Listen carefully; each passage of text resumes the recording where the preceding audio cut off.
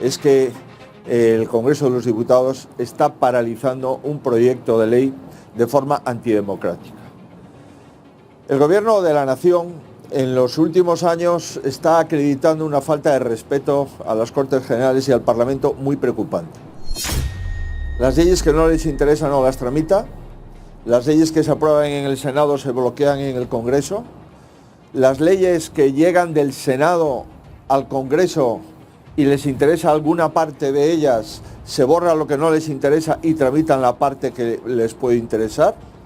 Además, cuando una ley aparentemente se va a aprobar, se paraliza la tramitación de la misma y no deja que llegue al Pleno, y cuando las mociones o las resoluciones son inevitables que lleguen al Pleno y las se aprueban con los votos del Partido Popular y otros partidos, el Gobierno no las cumple. Entonces estamos ante una anomalía democrática que conviene resaltar una vez más. El Ejecutivo está subordinado al Legislativo. En una democracia, el Poder Legislativo manda y el Poder Legislativo manda, ordena y legisla, y el Poder Ejecutivo ejecuta. Por consiguiente, esta ley de conciliación es un ejemplo de que este Gobierno no está a los temas importantes y no está a cumplir los mandatos parlamentarios. Prueba de que no está a cumplir los mandatos parlamentarios es que lamentablemente está muy ocupado en otros asuntos, efectivamente en los casos de corrupción que están asolando la política española, la política nacional. Esta semana que empieza hoy, alguna gente podrá descansar, otra gente tendrá que trabajar, pero lo que está claro es que la agenda del Gobierno está repleta de escándalos por los que el Gobierno no puede descansar ni un solo día. Lo veíamos hace unos días. Primero, privilegios al separatismo, privilegios en el reparto de menores acompañados, privilegios en la territorialización absurda de los préstamos y de los avales frente a las políticas arancelarias. Veíamos también que el entorno del presidente vuelve a estar sometido a un sumario y a un informe de la UCO devastador para la decencia del presidente y de su entorno, y veíamos una vez más que el Gobierno no está en los asuntos.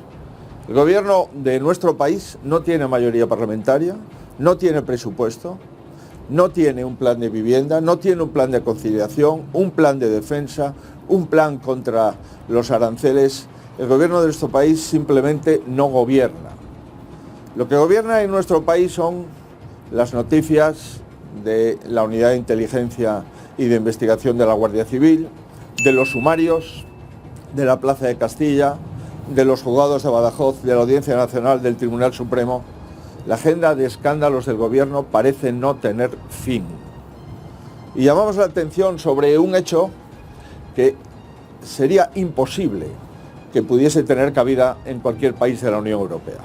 El último informe de la UCO, donde acredita indicios racionales de conductas delictivas en el entorno del presidente del Gobierno, haría caer cualquier gobierno de la Unión Europea. Y cualquier presidente decente, ante un informe de esas características, se hubiera ido y hubiese dado la voz a los ciudadanos de su país. Hace algún tiempo el presidente se tomó 5 días de reflexión porque su mujer aparecía en un sumario. Después del informe de la UCO de la semana pasada, el presidente debería simplemente de irse y dar voz a los ciudadanos de su país. Está claro que el Gobierno no tiene tiempo para los problemas de la gente, no le interesa la conciliación, ni la vivienda, ni la defensa. El Gobierno está obsesionado con lo que pasa en Waterloo, en los juzgados de la Plaza de Castilla, en los juzgados de la Audiencia Nacional y en los juzgados del Tribunal Supremo. Y esta atmósfera es irrespirable. Algo huele a podrido en la política nacional. El Gobierno está rodeado de podredumbre que se instala en los sumarios de los juzgados españoles. Y venimos aquí a trasladar la necesidad de un cambio en España, la necesidad de una política limpia, de un gobierno decente y de un presidente intachable. Y por eso volvemos otra vez a trasladar a todos los ciudadanos que sabemos cuál es nuestra misión, que sabemos cuál es nuestra obligación y que vamos a seguir, primero, diciéndole a la gente lo que pasa en España.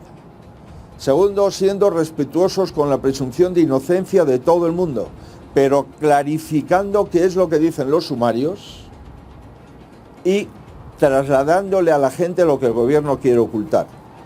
Y por último, diciéndoles que un gobierno no puede dedicar las empresas públicas a contratar personas con las que los ministros se divierten. Un gobierno no puede utilizar ADIF, Ministerio de Transportes, Traxatec, Ministerio de Agricultura, para contratar a personas que no van a trabajar y que sin embargo sirven en la intimidad a miembros del gobierno. Un gobierno no puede comprar con nuestros impuestos empresas para intentar utilizarlas en beneficio o en perjuicio de determinados medios de comunicación. Un gobierno no puede en ningún caso ser un conjunto de personas que no utilizan la política para los intereses generales. Insisto, vamos a seguir trabajando, a seguir trasladando a la gente lo que ocurre en nuestro país y diciéndoles que hay esperanza y que esto no es la política, esto es la antipolítica. Y vuelvo a reiterar, nunca, jamás en la historia de España ha habido conductas con indicios racionales de delito tan graves como las que está viendo en el Palacio de la Moncloa en este momento. Ningún presidente del gobierno en toda la democracia española se ha visto envuelto en su intimidad con conductas que se trasladan en los informes de la Guardia Civil y que se plasman en los sumarios en los juzgados españoles. Esto no puede quedar así. Esto no es algo que podamos admitir, insisto. Esto, cualquier país de la Unión Europea haría caer el gobierno y cualquier presidente decente estaría en este momento yéndose y dándole la palabra a los españoles para que puedan elegir un nuevo gobierno en la democracia española. Nada más, muchas gracias.